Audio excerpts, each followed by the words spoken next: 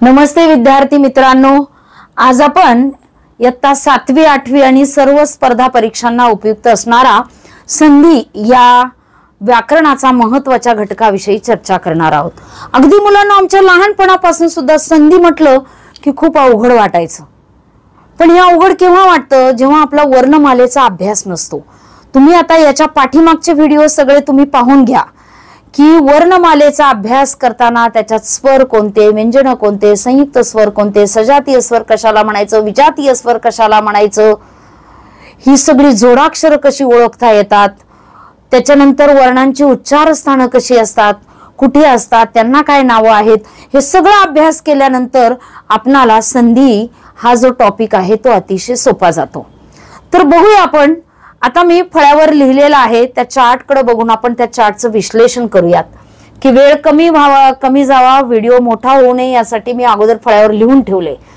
आणि आता संधी म्हणजे जोडणे, सांधणे, जोडायचं, सांधायचं।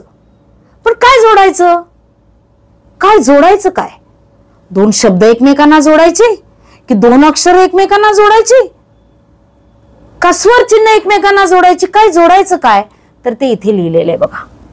दोन शब्द असतात ते असे एकत्र होतात, पहिल्या शब्दाचा शेवटचा वर्ण आणि दुसऱ्या शब्दातील पहिला वर्ण जोडून जेव्हा एक नवीन वर्ण तयार होतो त्यावेळेस संधी। आणि संधी ही नेहमी संस्कृत शब्दांचीच होते, संधी ही नेहमी संस्कृत शब्दांची होते। बघा आता हे लक्षात ठेवायचं, पहिल्या शब्दाचा शेवटचा आणि दुसऱ्या शब्दाचा पहिला वर्ण जोडायचा। कसा जोडायचा बघूयात आपण। म्हणजे आता इथे देवालय हा शब्द आहे, काय आपण पेन जरा बदलूयात। देवालय हा शब्द आहे, याच्यामध्ये दोन शब्द आहेत ते बघा, देव अधिक आलय। आता यातले कोणते दोन, पहिल्या शब्दातला शेवटचा वर्ण आणि दुसऱ्या शब्दातला पहिला वर्ण। बघा, पहिल्या शब्दातला शेवटचा वर्ण आणि दुसऱ्या शब्दातला पहिला वर्ण। तुम्ही म्हणाल व अधिक आ असं जोडलंय का, इथे काय झालेलं आहे, पाय मोडलेला नाही। म्हणजे याची जर आपण फोड केली, आपण जोडाक्षरांचा व्हिडिओ पाहिला, जोडाक्षर आहेत किंवा नाहीत किंवा वर्णानुक्रम लावायचा जो व्हिडिओ आहे त्याच्यामध्ये शब्दांची फोड केलेली आहे। ती कशी केली बघा, द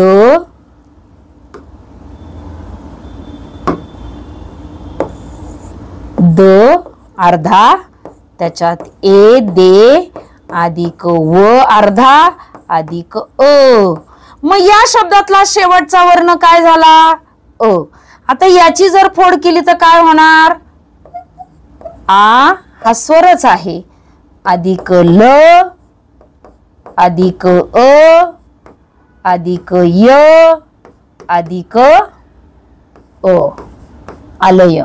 मग आता याच्यातला शेवटचा अ आणि आ, अ अधिक आ, हे दोन काय आहेत रे मुलांनो, हे दोन वर्ण आहेत। स्वर पण वर्ण असतात, व्यंजन पण वर्ण असतात, सगळेच वर्ण म्हणजे ही अक्षर, हा पण स्वर आहे ना, हा पण स्वर आहे। ज्या वेळेस पहिल्या शब्दातील शेवटचा वर्ण हा स्वर असतो आणि पहिला सुद्धा स्वरच असतो, म्हणजे स्वर अधिक स्वर, त्याला म्हणायचं स्वर संधी। संधीचे प्रकार पडतात 3। संधी म्हणजे जोडणे आणि सांधणे। जोडायचं काय तर पहिल्या शब्दातील शेवटचा वर्ण आणि दुसऱ्या शब्दातील पहिला वर्ण जोडला की संधी तयार होते। आणि मग त्याच्यामध्ये जर स्वर आणि स्वर मिसळला असेल त्याच्यापासून तयार झाला आ, अ अधिक आ बरोबर आ देवालय, अ अधिक आ बरोबर आ, दोन स्वर एकत्र येऊन संधी तयार झालेली आहे, त्याला म्हणायचं स्वर संधी। तसंच इथे सुद्धा दोन शब्द जोडलेले आहेत, पण याच्यामध्ये काय आहे, तचा पाय मोडलेला आहे, म्हणजे याच्यात अ मिसळलाय का नाही, म्हणजे याच्यामध्ये तच आहे आणि याच्यामध्ये आहे. म्हणजे मुलांनो हे काय आहे? व्यंजन. आणि हे काय आहे? स्वर. म्हणजे व्यंजन पहिल्या शब्दातील शेवटचा वर्ण हा व्यंजन असेल आणि दुसऱ्या शब्दातील पहिला शब्द हा स्वर किंवा व्यंजन असेल तर ती असते व्यंजन संधी. आणि व्यंजन संधी खालीलपैकी व्यंजन संधी कोणती? तर ज्याचा पाय मोडलाय ना, विग्रह करताना पाय मोडलाय ती व्यंजन संधी. आणि ज्याचा पाय मोडला नाही ती स्वर संधी. आहे की नाही ट्रिक? विग्रह दिल्यानंतर याच्यामध्ये काय? पाय मोडलेला नाही, याचा स्वर मिसळलाय. आणि याचा पाय मोडलाय म्हणजे याचा स्वर मिसळला नाही, म्हणजे ते व्यंजन आहे आणि म्हणून ही व्यंजन संधी. आणि विसर्ग संधी आपण प्रत्येक संधीचे सेपरेट सविस्तर अभ्यास करणार आहोत. त्यासाठी ही संपूर्ण व्हिडिओची मालिका व्यवस्थित पाहायची आहे. मग आता इथे हे दोन शब्द जोडलेत, यश आणि धन. याच्यामध्ये विसर्ग आलेला आहे आणि विसर्ग आणि त्याच्यामध्ये काय जोडलाय? ध. म्हणजे हे काय आहे? व्यंजन. म्हणजे विसर्गामध्ये व्यंजन असेल किंवा स्वर असेल तर ती असते विसर्ग संधी. संधीचे प्रकार 3: स्वर संधी, व्यंजन संधी, विसर्ग संधी. जर आपणाला त्याची फोड दिली संधीची आपल्याला जर फोड दिली तर ज्याच्यात पाय मोडलेला नाही ती स्वर संधी, ज्याच्यात पाय मोडलेला दिसतो ती व्यंजन संधी, ज्याच्यात विसर्ग दिसतो ती विसर्ग संधी. खालीलपैकी स्वर संधीचं उदाहरण कोणतं? खालीलपैकी विसर्ग संधीचं उदाहरण कोणतं? ह्या प्रकारचे प्रश्न तुम्हाला आता चुटकीसरशी सुटणार आहे, कारण मी तुम्हाला याच्यासाठी काय दिलेली आहे? ट्रिक दिलेली आहे. आता आपण काय करणार आहोत? विसर्ग संधीचे खूप सारे प्रकार आहेत, स्वर संधीचे खूप सारे प्रकार आहेत, ते आपण सविस्तर पाहणार आहोत. त्या अगोदर आपण याच्यावरची उदाहरणं कशी सोडवायची ती नमुना उदाहरणं 2 उदाहरणं इथं पाहणार आहोत. व्हिडिओ शेवटपर्यंत पाहायचा आहे. आता आपण त्याच्यावरची उदाहरणं घेऊयात. 2 नमुना उदाहरणं घेतलेली आहेत की स्वर संधीचे उदाहरण खालीलपैकी कोणते, असा प्रश्न विचारला जातो. शब्द असतात सद्वासना, उज्ज्वल, मनस्ता, पित्राज्ञा. आता आपण स्वर संधी काय शिकलो? पहिल्या शब्दाचा शेवटचा वर्ण स्वर असेल आणि दुसऱ्या शब्दाचा पहिला शब्द वर्ण स्वर असेल. स्वर आणि स्वर जर जोडला आणि नवीन वर्ण तयार झाला तर तिथे आपल्याला स्वर संधी दिसते, म्हणजे स्वर अधिक स्वर. त्याच्यासाठी आपण इथे फोड करून ठेवलेली आहे मी की सद्वासना म्हणजे सत अधिक वासना. आता तुम्हाला इथे लगेच कळतंय पाय मोडला म्हणजे ही काय संधी आहे? व्यंजन. पाय मोडला म्हणजे ही कोणती संधी आहे? व्यंजन संधी आहे. इथं पण पाय मोडला म्हणजे इथं काय आहे? व्यंजन संधी आहे. इथं विसर्ग आहे म्हणजे काय आहे? इथं विसर्ग संधी आहे. पटपट लगेच. आणि कच्चं काम करायचं व्याकरणामध्ये, मराठीच्या मध्ये. पितृ इथं काय आहे? रू. आणि इथं काय आहे? आ. हे काय आहेत? दोन्ही स्वर जोडलेत आणि म्हणून हे स्वर संधीचं उदाहरण आहे पित्राज्ञा. हे आपल्याला लगेच कळतं. आणि आता इथं व्यंजन त अधिक वा आहे, त अधिक ज आहे, विसर्ग अधिक व्यंजन आहे आणि त्यामुळे याच्यावरून लगेच कळालं की आपल्याला पाय मोडलेला असेल तर व्यंजन संधी. आता इथे बघूयात आपण. फलाहार, इथं र राहिला. फलाहार. फलाहार याची फोड काय होती? फल अधिक आहार, सह अधिक उदर, सत अधिक चरित्र, देव अधिक ऋषी. आता बघा, पाय मोडलेला असेल तर व्यंजन संधी, इथे लगेच कळतं. मग आता इथं अ अधिक आ दोन्ही स्वर जोडलेत, अ अधिक उ दोन्ही स्वर जोडलेत, अ अधिक रू दोन्ही स्वर जोडलेत. ह्या सगळ्या तिन्ही जे उदाहरणं आहेत ती स्वर संधीची आहेत आणि हे मात्र व्यंजन संधीचं आहे. आता आपण काय करणार आहोत? फक्त स्वर संधीचे जे प्रकार आहेत वेगवेगळे, त्यातले फक्त 2 प्रकार आता आपण पटकन शिकणार आहोत. तर व्हिडिओ शेवटपर्यंत पाहायचा आहे. आता तुम्हाला काय कळलंय? हायलाइट मध्ये काय कळलंय? संधी म्हणजे जोडणे, स्वर अधिक स्वर मिसळला असेल तर स्वर संधी, व्यंजन अधिक स्वर असेल तर किंवा व्यंजन अधिक व्यंजन असेल तर व्यंजन संधी, आणि विसर्ग अधिक व्यंजन किंवा विसर्ग अधिक स्वर असेल तर ती विसर्ग संधी. पाय मोडलेला असेल तर व्यंजन संधी, पाय मोडलेला नसेल तर स्वर संधी, आणि विसर्ग असेल तर विसर्ग संधी. एवढं आपण आता शिकलेलो आहोत. त्याच्यावरची उदाहरणं देखील घेतलेली आहेत. आता फक्त आपण स्वर संधीचे वेगवेगळे प्रकार आहेत त्यातले फक्त 2 प्रकार अभ्यासणार आहोत. म्हणजे तुम्हाला पुढचे जे प्रकार आहेत थोडं थोडं खाल्लं की पचतं, म्हणून मी थोडा थोडा भाग तुम्हाला इथं सांगण्याचा प्रयत्न करणार आहे. लगेचच आपण बघणार आहोत. आता आपण स्वर संधीचे प्रकार बघणार आहोत. स्वर संधीचे प्रकार काय आहे? दीर्घ संधी किंवा दीर्घत्व, गुणादेश, वृद्धादेश, यणादेश, अयादी आदेश. नावं बघितली की खूप गडबडायला होतं नाही का? पण खूप सोपं करून आणि ट्रिक्स मध्ये तुम्हाला मी सांगणार आहे. व्हिडिओ शेवटपर्यंत बघायचा आहे. आता याच्यात आदेश शब्द आलेला आहे. एका वर्णाच्या जागी दुसरा वर्ण येणे म्हणजे आदेश. एका वर्णाच्या जागी दुसरा वर्ण येणे याला म्हणायचं आदेश. आता आपण पहिल्यांदा दीर्घ संधी किंवा दीर्घत्व संधी ओळखायची. बघा आता याच्यामध्ये काय आहे? सजातीय स्वर. आता स्वर संधी आपण ओळखायला शिकलो की पहिल्या शब्दातला शेवटचा वर्ण आहे तो पण स्वर पाहिजे, आणि दुसऱ्या शब्दातला पहिला वर्ण जो आहे तो पण स्वर पाहिजे. स्वर अधिक स्वर बरोबर स्वर संधी. पण हे 2 स्वर जर सजातीय असतील तर ती असती दीर्घ संधी. मग आता सजातीय म्हणजे काय आपण शिकलेलो आहोत. सजातीय म्हणजे काय की एकच उच्चार स्थाने, एकाच ठिकाणाहून एकच उच्चार स्थान, समान उच्चार स्थान.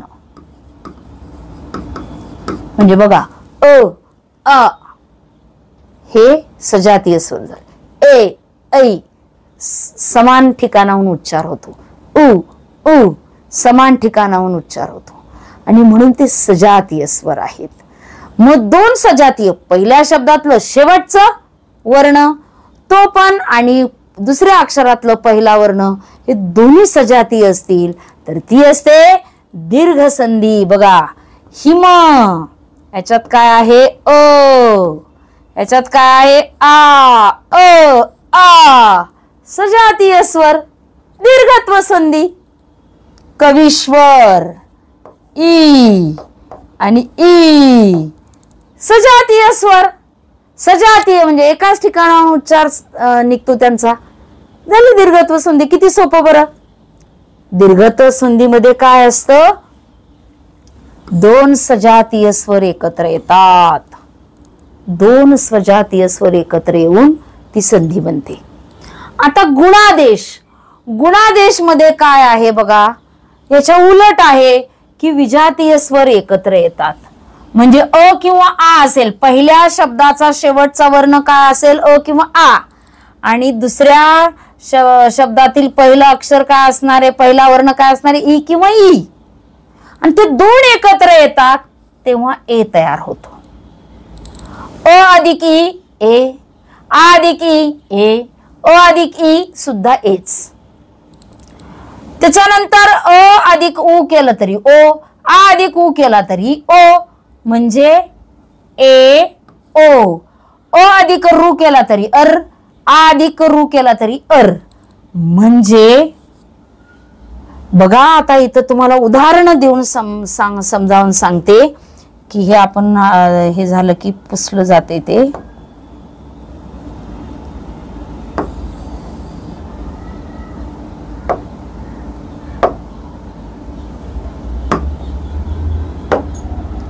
इथं काय लिहिला होता? उमेश. तुम्हाला सोपं सांगते, सोपं.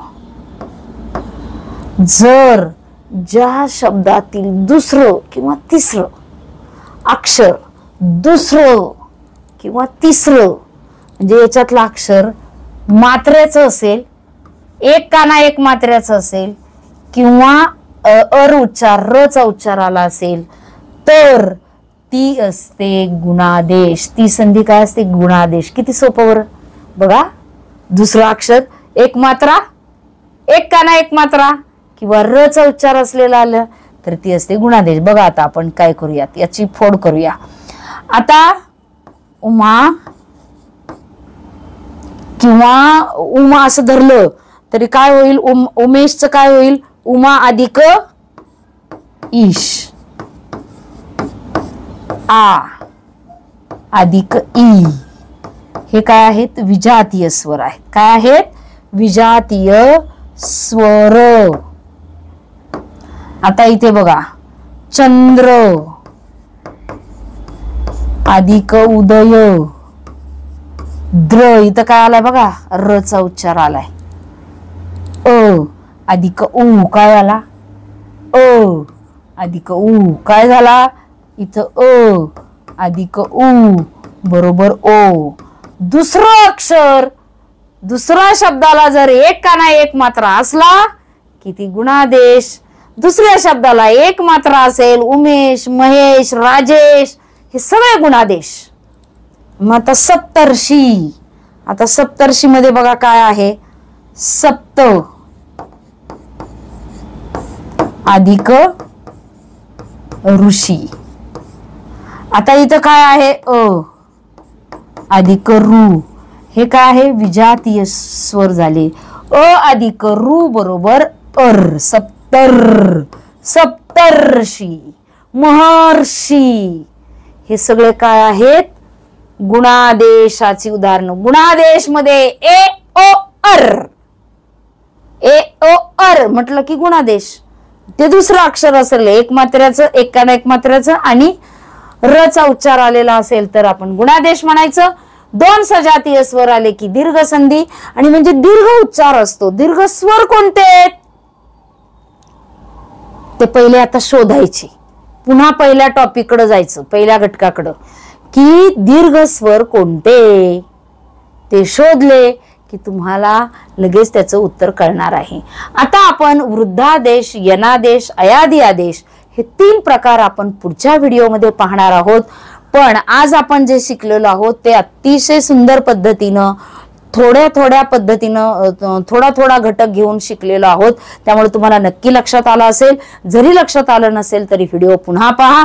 आणि आपल्या यशोदीप प्रकाशनाचं जे पुस्तक आहे याच्यामध्ये सुद्धा अशाच पद्धतीनं, छान पद्धतीनं दिलेलं आहे.